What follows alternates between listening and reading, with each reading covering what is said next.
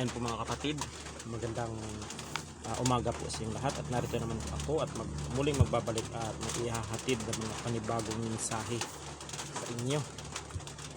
Yan. Tayo magre-reading.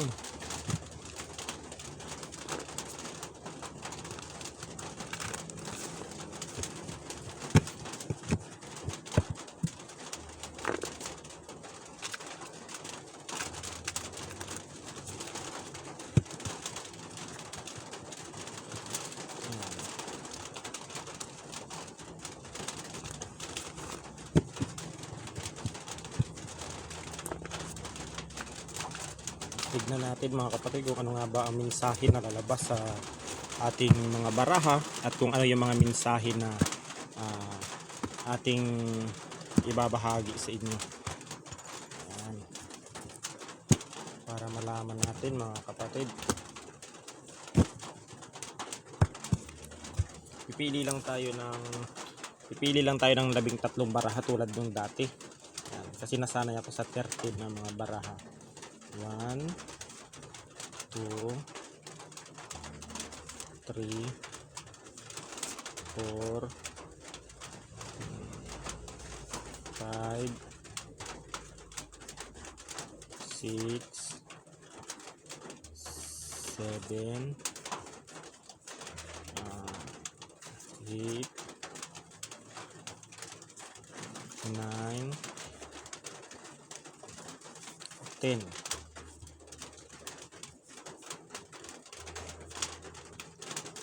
11, 12,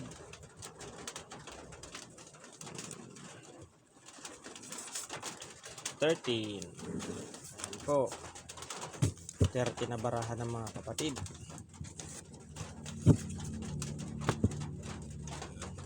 Tingnan natin. Ang unang mabubunot sa ating baraha ay ito mga kapatid, babala. Kung ano man ang mga itong babala na ito sa mga barahan na ibabahagi ko mga mensahe mamaya, ito ay maging babala sa inyo mga kapatid. Pakinggan ninyo ito at pakinggan ninyo at sundin ninyo ang mga mensahe na ito ng mga baraha, dahil may warning o babala dito lumabas sa baraha. Yan. Ano nga ba itong babala na ito? Impormasyon. Ang impormasyon ito, mag-ingat po kayo sa mga taong nakapaligid sa inyo, sa mga taong nagtatanong-tanong about sa buhay ninyo, kung ano nga ba ang ganap sa buhay ninyo. Mag-ingat po kayo, wag po kayong magbigay ng mga impormasyon na alam ninyong ikapapahamak ninyo. Malalaman nyo naman yan kung sa pagdi-deliver ng salita, sa intensyon ng isang tao, kung paano yan makipag-usap sa inyo. Kailangan maging masusi kayo dyan kung ano yung mga salitang binibitawan nila. Malalaman ninyo yan mga kapatid. Mag-ingat po sa mga impormasyon, lalo't lalo at hindi niyo alam kung sino yung mga taong iyan at kung ano yung mga intensyon yan sa inyo. Dalawa kasi ang uri ng intensyon ng isang tao. Meron namang mabuti, meron namang masama. Pero wag po kayong basta-basta magtitiwala. Yan po. Dahil sa panahon ngayon, iba na po ang mga tao ngayon sa panahon ngayon mga kapatid. Larawan. Itong larawan na ito ay isa ito sa mga ginamit sa inyo. Yan. Larawan. Kunyari gagawan kayo ng mga black magic, kulam o kung ano man, larawan ang ginamit sa inyo. Maaring kinuhanan kayo nito sa inyong social media, sa Facebook o kung ano man. Kasi sa larawan, pwede po kayong mabiktima ng mga taong gumagawa ng mga masasama tulad ng mga pangkukulam na yan. Pwede po kayong makuhanan ng mga larawan dyan at gagawan kayo ng kung ano-anong ritual. Ayan. Kaya ito yung pamamaraan ng taong gumagawa sa inyo sa larawan ka idinaan. Tapos humihingi din ito ng impormasyon. Maaring kinukumusta ka nito. Maaring kumusta kayo dyan, kamusta yung pakiramdam mo, okay ka lang ba, ano yung nararamdaman mo. Yung ang impormasyon na yun yung mga kapatid, yun yung pamamaraan niya kung tumatala ba ang ginagawa nila o sa gumagawa sa iyo Kasi meron ako nakikita ditong nagbabayad sila tapos siya yung daan na pinapakamusta ka kung ang iyong kung tumatala ba yung ginagawa ng gumagawa sa iyo. Yan, sa larawan. Tapos sasabihin, kamustahin mo nga dun kung tumala ba yung ginagawa natin. Doon sa larawan ka kinuhanan nito kung anong klaseng larawan ang kinuha sa iyo at ginawan ka ng masama. Yan. Kaya mag-ingat po sa mga impormasyon na mga iyong yan. Malalaman mo naman yan kung malalaman mo naman yan kung ano yung mga intensyon ng mga iyan, kung yan ba ay mabuti o masama. Yan. Mga santo. Ito mga santo na ito, dapat sa mga sa mga walang time. Yan, sa walang mga time na magsimba, ay bigyan ninyo kahit isang araw lang, isang oras lang din naman siguro ang misa na iyan sa simbahan, ay magsimba din kayo mga kapatid. Bigyan din ninyo ng time ang inyong sarili. Bigyan din ninyo ng time ang Panginoon sa inyong sarili at sa inyong papasukin din ninyo ang inyong sa ating bahay simbahan. Yan. Magsimba kayo sa isang linggo, isang beses lang naman yan, isang oras. Yun. Wag na ninyong hintayin na magkasakit pa kayo saka ninyo maalala ang ating Panginoon o mga santo na iyan. Kasi ang mga santo kasi mga kapatid, sila yung mga taong ibinaba dito galing sa langit na ibinaba dito sa lupa upang magkaroon ng misyon. Yan po yung mga santo na yan, yung mga tulad ni Maria, tulad ni San Jose na yan, galing yan sa langit na ibinaba ng Panginoon dito upang ipaalam kung ano nga ba ang kanilang mission dito sa lupa. Yan, ang mga santo na yan, sila San Antonio de Padua, yan, sila ni kila Birheng Maria, si Santo Niño. Yan po ay ibinaba ng Panginoon dito yan. Yan. Yan yung mga kaya bigyan din ninyo ng time ang ating Panginoon. Huwag na ninyong hintayin na magkaroon pa kayo ng malubhang karamdaman bago nyo sila maaalala. Pabalik-balik na kayo ng simbahan, magkumpisal pa kayo, kung ano-ano pa yung huwag ninyong hintayin mga kapatid. Minsan kasi mga kapatid, binibigyan din tayo ng sakit para ipaalala ng Panginoon sa inyo o sa atin na magbalik loob tayo sa kanila. Yan. Mga kapatid, dati hindi po ako naniniwala sa mga ganito, ngunit nung tinawag ako, nung naging isang manggagamot ako, doon ko naunawaan lahat mga kapatid. Doon ko naunawaan lahat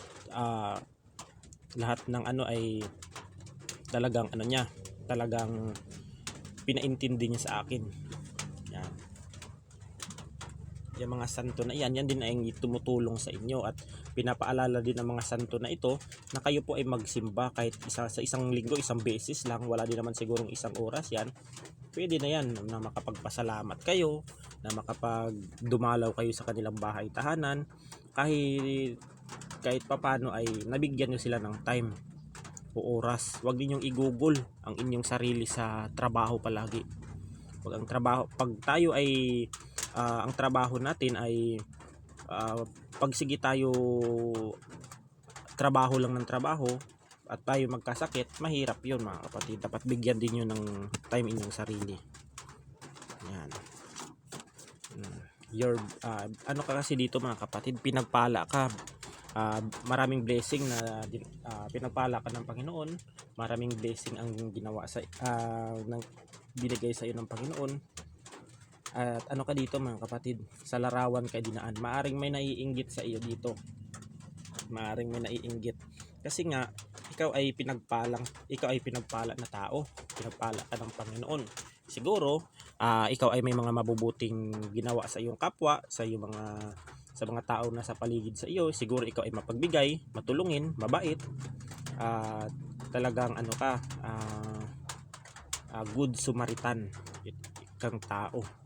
Ikaw ay pinagpala. Hindi naman talaga may iwasan mga kapatid ang mga inggit, lalo't pag ikaw ay pinagpala. Yan. Kaya ganoon mga kapatid. At iwasan din niyo mag-post ng inyong mga achievements sa social media. Dahil diyan po ay marami po talagang magre-react diyan. Meron talaga kayong mga basher, meron talaga kayo diyang meron talaga kayong mga hindi sang-ayon sa mga ginagawa mo, meron talagang naninira sa iyo, ginagawa ka pang katatawanan. Kaya ganun mga kapatid. Iwasan din niyo mag-post ng mga achievement kasi diyan na mumula ang mga evil eye o inggit. Yan. At ano mga kapatid, dapat ano rin tayo, humble lang tayo mga kapatid. Iwasan natin ang pagiging mayabang sa ating sarili. Kasi minsan kasi mga kapatid, ang kayabangan natin ay humahantong din sa kapahamakan. Kaya marunong din tayo dapat magkontrol ng ating sarili o emosyon. Yan, magpakumbaba dapat. Yan, hospital. Ito mga kapatid na ang gusto kasi nito mga kapatid, nabibigyan ka ng sakit sa pamamagitan ng larawan na ikaw ay pabalik-balik lang sa ospital. Mga kapatid, pabalik-balik ka sa ospital, papapa-check up ka sa iyong mga sa iyong mga sakit. Yan. Pero niritwalan ka gamit ang larawan kung siguro kung ano yung ibinulong niya doon na ikaw ay magkakasakit ng malubha na hindi makita ng mga doktor, ikaw ay pabalik-balik sa ospital. Pero ito mga kapatid, gusto talaga nila na mabalik-balik ka sa ospital, mauubos ang pera mo, mauubos ang lahat-lahat ng mga naipundar mo o ari-arian mo dahil sa kagagawa nitong taong may inggit sa iyo. Kaya siya nabibigay ng impormasyon kung yan ba ay siya ay kinakamusta ka at hiningi ka ng impormasyon kung yan ba ay tumatalab yung mga ginagawa nila sa iyo. Ito dapat ang puntahan mo mga kapatid.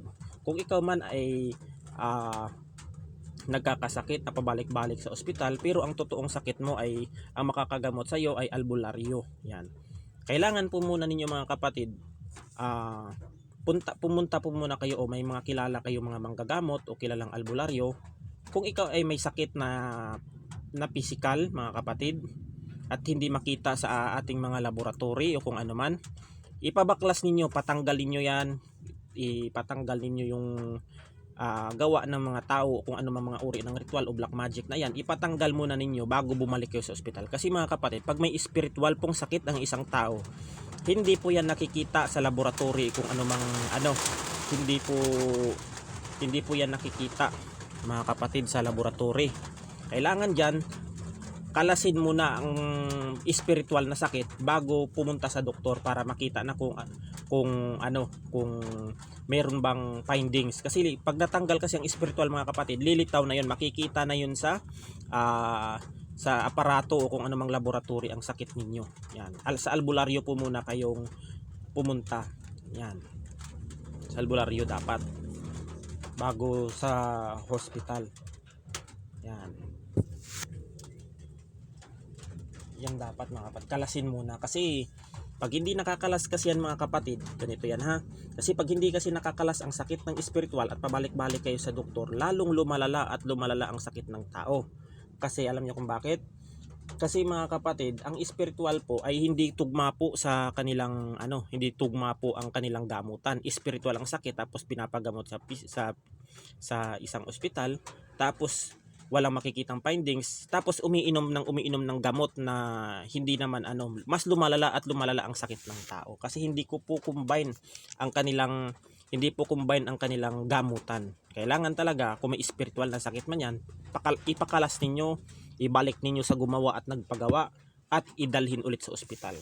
Kinakalas yan mga kapatid, tinatanggal yan. Kasi po ang spiritual ay hindi po nakikita. Ang mga manggagamot lang ang nakakaalam yan kung yan ba ang taong pasyente na yan, kung may karga yan. Kahit nga sa ospital ay malalaman, kahit nga sa ospital pag pumunta ako, harap ko pa lang ang tao, alam ko na kung may karga, kung wala alam ko pa lang yung taong may karga na o yung taong na ospital na yon kung may karga sa spiritual. Alam ko yan sa mukha pa lang, sa emosyon niya pa lang, alam ko na may karga yung spiritual. Ganun ako mga kapatid. Naniniwala din ako sa doktor kahit ako din mga kapatid. May mga sakit din ako na physical dahil din kasi mga kapatid, sabi daw nila pag manggagamot daw ay hindi daw natatablan ng sakit. Hindi po tayo hindi po bakal ang ating katawan. Yan sasabihin ko sa mga ibang manggagamot. Hindi po bakal ang ating katawan mga kapatid. Yan. Ito yung masasabi ko sa kapwa ko manggagamot. May isang nagsabi sa akin, "Sus, Ikaw mga kapatid, ikaw bro, hindi ka ikaw matatablan ka. Lahat tayo mga kapatid nagkakasakit tayo. Alam niyo kung bakit? Nagkakasakit tayo dahil sa ating dahil sa ating mga pag-uugali din. Dahil abuso tayo sa ating sarili, tulad ng pag-iinom, paninigarilyo, kung ano mang uri ng mga pagkain na mga puro may chemical ang kinakain natin. Diyan tayo nagkakasakit. Sa spiritual, hindi tayo basta-basta matatablan dahil kumpleto tayo sa proteksyon bilang manggagamot. Sa mga kinakain natin, panigurado matatablan tayo dahil mismo tayo ay abuso sa ating sarili. Hindi tayo marunong magkontrol, hindi tayo marunong hindi tayo marunong magkaroon ng disiplina sa pamamagitan ng pagkain. Kaya tayo nagkakasakit. Kaya ang sabi ko sa iyo, lahat ng manggagamot may mga sakit din yan physical dahil sa mga kinakain o kung ano mang abuso sa kanilang katawan, kung ano yung mga ginagawa nila. Yan ang masasabi ko sa inyo. Lahat tayo natatablan ng sakit dahil di tayo bato, di tayo bakal, hindi tayo kahit nga ang mga yung mga sinauna dati nagkakasakit din. Dahil nga sa mga kinakain natin dahil abuso din tayo sa ating sarili. Yan. Ako naniniwala ako sa doktor. Nagkakasakit din ako minsan dahil nga abuso din ako. Yan, kain ako ng mga ganito, inom ako ng alak, siyempre magkakasakit ka niyan kasi iipon yan sa katawan mo ang lahat ng chemical o kung ano man. Chemical o mga toxin sa katawan mo tapos hindi na ilalabas, doon ka magkakasakit. Yan. Naniniwala din ako diyan sa mga sa doktor. Kasi ang doktor kasi mga kapatid ay pinag-aralan din nila yan. Nag-aaral din yan ng mga ilang taon. Nag-google din yan ng mga araw at taon sa kanilang mga pag-aaral upang malunasan ang sakit ng tao pisikal. Yan. Ang problema lang sa amin, spiritual ang pinag-aralan namin kung paano gamutin. Ang sa kanila naman, pisikal. Yan. May mga kaibigan din akong mga doktor, mga nurse, may mga kakilala din ako mga midtech na naniniwala din sa akin, naniniwala din ako sa kanila. Yan, kung may mga opinion sila, kung may mga katanungan ako sa kanila, nagbibigay rin sila ng opinion. Tapos kung may mga katanungan din sila sa akin, nag-a-advise din naman ako sa kanila bilang sa spiritual. Parang nagtutulungan lang kami yung mga taong naniniwala sa akin. Pero may mga ibang doktor o nurse na hindi naniniwala sa mga manggagamot. Kalimitan mga kapatid, yon, ang mga doktor o nurse ay hindi po talaga naniniwala sa manggagamot. Pero may mga tao din naman na naniniwala talaga. Yan. Mga kapatid, mga kaibigan din ako mga ganyan, mga nurse, mga midtech o kung ano man. Yan. Kaya lang kami, respeto lang din. Parehas din kami manggagamot pero magkaiba lang kami ng linya. Magkaiba lang po talaga kami ng linya. Yan. Si San Miguel Arcangel. Isa ito sa gumagabay sa inyo itong si San Miguel Arcangel. Siguro lahat naman tayo mga kapatid, ang sinasabi ko ulit sa inyo na bata pa lang tayo, mayroon na tayong Anghel de la Guardia. Bata pa lang tayo ay may itinakda ng Panginoon. Ang Panginoon sa atin kung sino talaga ang Anghel de la Guardia natin na magbabantay sa atin hanggang sa pagtanda natin. Yan. Bata pa lang tayo na andyan na yan. Hadlang at sagabal. Ito talaga yung nila. Ito yung ibinubulong sa larawan mo na hahadlangan yung mga plano mo sa buhay. Kung ano man yung mga pangarap mo o gusto mo, maaaring magkaroon ka ng negosyo o kung ano man, hinahadlangan ng mga taong ito na hindi matuloy ang inyong mga balak o mga plano sa buhay. Hinahadlangan nila, binablock nila dahil ayaw nilang umasenso ka dito. Isa ito ang duwende na ito mga kapatid, isa ito sa mga nagbibigay ng swerte sa inyo. Maaring meron dyan sa mga tahanan ninyo, sa mga bahay ninyo, sa mga garden ninyo na nakatira yung mga diwende na ito. Itong diwende na ito mga kapatid, isa ito sa mga naninirahan dyan na mabait na nagbibigay ng swerte sa inyong buhay. Ito. Ang diwende naman kasi mga kapatid, may iba't ibang kulay ang diwende at mayroong iba't ibang ugali ang mga yan. Mayroong mapaglinlang, mayroong matapang, mayroong mabait, mayroong nagbibigay ng swerte sa negosyo. Napakarami mga kapatid, kung pag-aaralan mo ang mundo ng espiritual, talagang malalaman at malalaman mo. Totoo ang mga nilalang na iyan. Kasi ang mga diwende, kapre, tikbalang o kung ano man, yan ay mga falling angel na nagkamali dun sa langit, na binagsak dito sa lupa, na naninirahan sa puno, sa mga babato, sa kuweba, sa mga talon, yan, sa mga dagat, kung saan man na mga dito sa ating mga kalikasan, na naninirahan yung mga yan, yung mga falling angel na yan.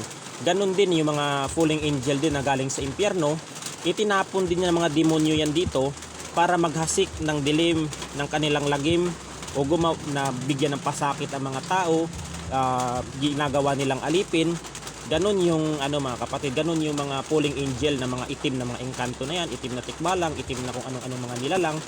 Dito rin yan mga kapatid, sa impyerno din galing yan, at itinapon din dito sa ating mundo yan, para magasik ng kanilang lagim yan. Ang mga itim na engkanto naman, yan yung mga masasama ang hangarin ng mga yan. Pero yung mga puting engkanto o mga kung ano man, mabubuti din ang mga hangarin ng mga yan mga kapatid.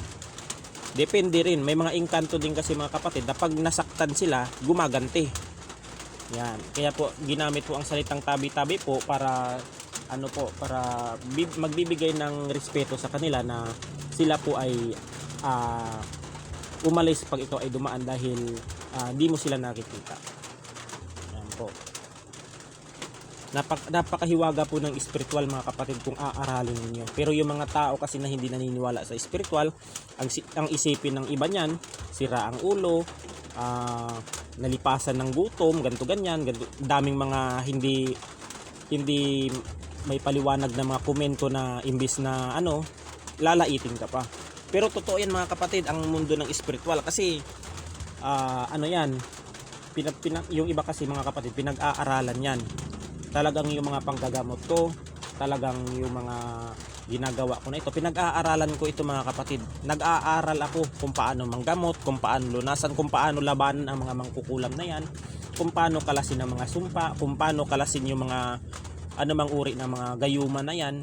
Pinag-aralan ko yan mga kapatid, dahil bago ako naging manggagamot ay talagang gumugol po din ako ng oras dyan, araw, sulat, pagsusulat ng mga pagsasagawa ng mga ritual na sinusulat. Yan ko yung mga kapatid, inaaral ko yan.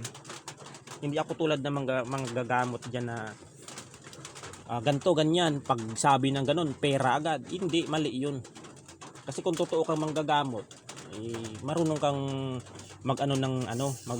marunong ka sa disiplina sa sarili mo. Yan. At saka sa mga sa mga gustong magpa-home service na hindi ako nakakapunta, pagpasensyahan din niyo ako, dahil sa totoo lang po talaga busy din po ako. Nangangako din ako na makakapunta ako, pero hindi ko alam kung anong araw, kasi mga kapatid ay hindi ko talaga kasi ako lang isa manggagamot. Ang dami pang mga client, may pumupunta pa dito sa bahay. Siyempre naman mga kapatid, kung pupunta ako dun sa mag-home service ako sa kanila, tapos may dumating dito na mga taga ibang lugar na malalayo pa, siyempre din yun, para maatrasado ang kanilang oras, kasi malayo pa sila, uuwi pa. Kaya pumipirmis na lang ako sa bahay. Kung gusto na lang ninyo na pumunta kayo dito, ay mag-PM lang kayo. Bukas naman po ang aming bahay gamutan dito, wala pong problema. Pag pumunta kayo dito, kung gagamutin ko kayo. Kasi pag pumunta ako sa malalayong lugar, yung mga gamit ko sa panggagamot ay napakabigat na mga sangkap na mga kung ano dyan. Kaya dapat ninyo, intindihin ninyo ako, huwag kayong magalit, huwag kayong magtampo, huwag sasama ang loob niyo sa akin, dahil isa lang po ang aking katawan. Hindi din po robot ang aking, hindi rin po bakal at robot ang aking katawan. Huwag po kayong magtampo. Yun lang yung masasabi ko sa inyo. Yan. Kaya dapat lang tayo, marunong din tayo mag-intindi ng sitwasyon. Yan. Yun lang naman ang hinihiling ko. Tarot reader. Kayo dito mga kapatid ay naniniwala sa mga tarot, sa mga mensahe galing sa baraha, naniniwala kayo dito. totoo naman kasi mga kapatid, yung yung psychic o tinatawag na mga propeta. Dati kasi mga kapatid, eto yan, ganito yan ah. Dati kasi sa aking base sa pag-aaral, dati kasi ang mga hindi naman sinasabing ang mga psychic ay propeta. Ganito yan. Ang mga psychic kasi mga kapatid, alam nila ang mga mangyayari, nangyari na at magaganap pa lamang. Alam na alam nila yan. Ang gagawin, kaya nga po mga kapatid, pag sinabi nila sa tao, yan, kunyari sasabihin nila sa tao, ikaw madidisgrasya ka ng ganito, ganitong ano, nakikita ko sa pangitain na ikaw ay madidisgrasya. Ayun, sasabihin ng tao yun, oy, baliw siguro to, sira siguro ang ulo nitong tao na ito, kaya kung ano-ano yung mga pinagsasabi, tatawanan ka.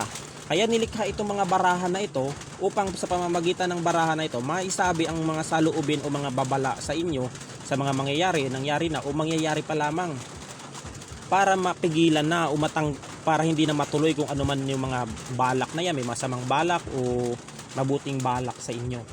Kaya ginawa yung ano na ito, kaya ginawa yung mga baraha na iyan para magsilbing babala.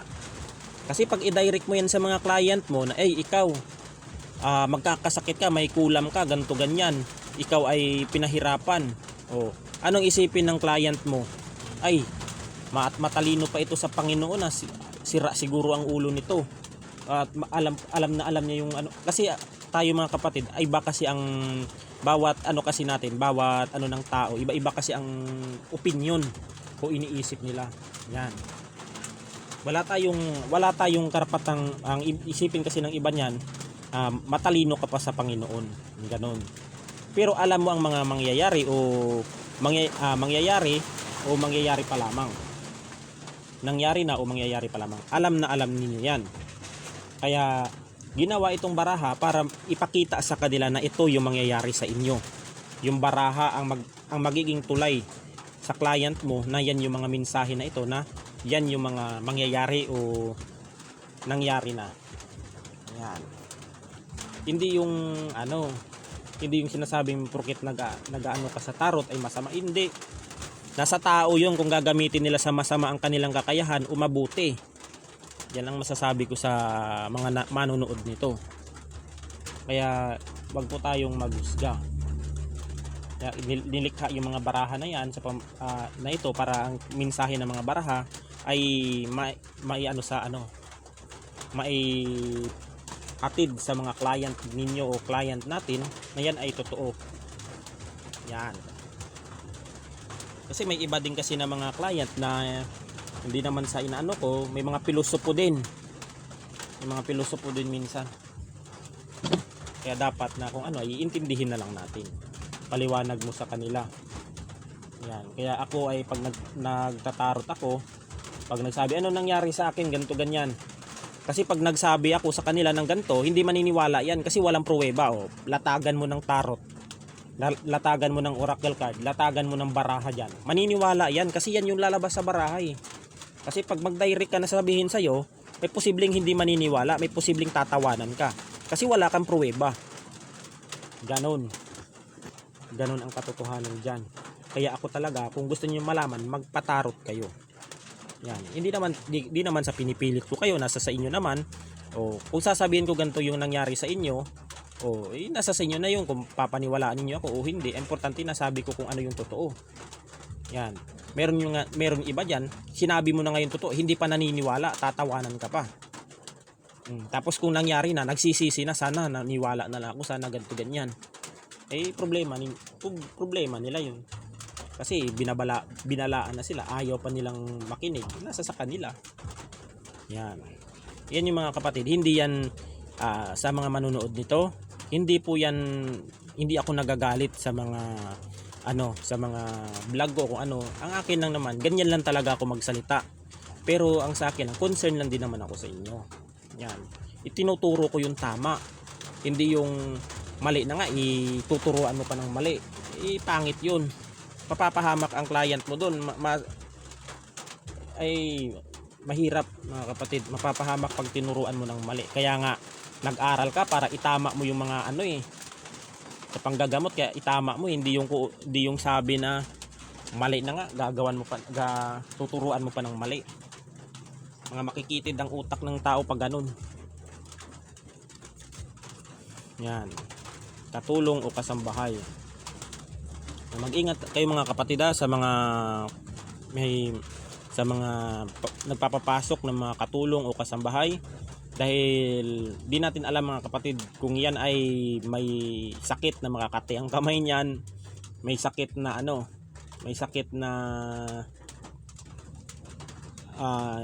parang hindi maganda ang intensyon sa mga sa mga naghahanap ng mga katulong.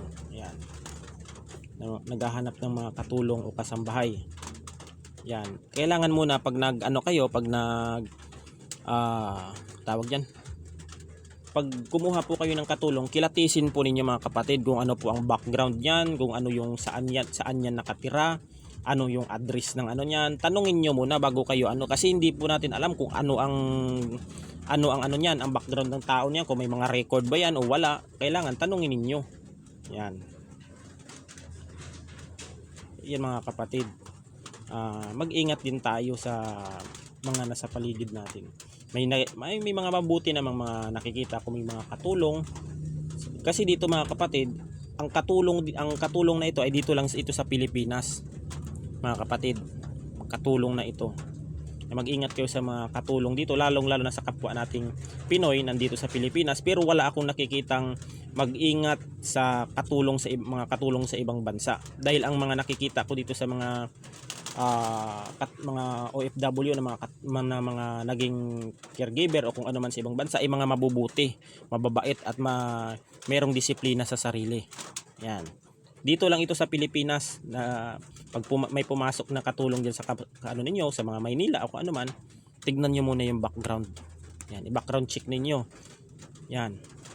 Kasi sa abroad kasi mga kapatid, wala kang problema doon kasi bago yan nakapag-abroad o pumunta sa ibang bansa, talagang alam niyo mga requirements niyan, talagang malinis ang kanilang record niyan kasi mabuti at good background sila. Pero kung dito sa Pilipinas ay ninyo, lalo na yung mga requirements ninyo ay hindi kompleto, mag-ingat sa mga katulong o kasambahay na ito. Yan. Single mom. Ang single mom na ito ay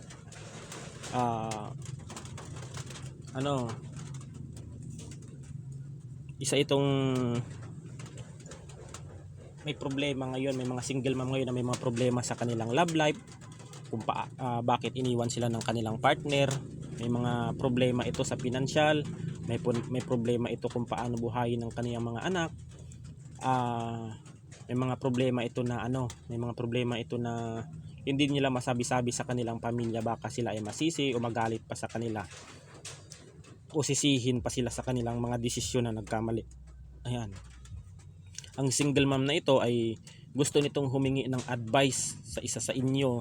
Yan, sa mga gustong humingi ng advice, mag-PM kayo para mabigyan ko kayo ng advice kung ano ang mga kung ano yung mga dapat gawin, kung ano yung mga kasi gulong-gulo itong taong ito ngayon, gulong-gulo, marami itong problema na pinagdadaanan. Pero pag nalagpasan ninyo yan, ma'am, ay magiging okay din ang lahat kasi ang problema po mga kapatid, ang problema po talaga ay normal lang po talaga yan sa atin. Ang problema araw-araw, nasa sa inyo na yun kung paano ninyo solusyonan at paano ninyo kilusan. Yan. Ang problema may solusyon. Yan, kung may problema ka, kung sino yung mga kakomportable mong kakilala, humingi ka ng advice. Yan, advice lang naman at maging panatag ang kalooban mo diyan. Ang kailangan, hindi yan dinadaan sa pag may problema ka, idadaan mo sa alak, idadaan mo sa inom, idadaan mo sa mas lalo pang lalala ang sitwasyon. Kailangan bigyan ninyo ng solusyonan ninyo mga kapatid para matapos na kung ano mang problemang yan. Ayan po mga kapatid, at hanggang dito na lang at God bless us all. Ingat po tayo palagi.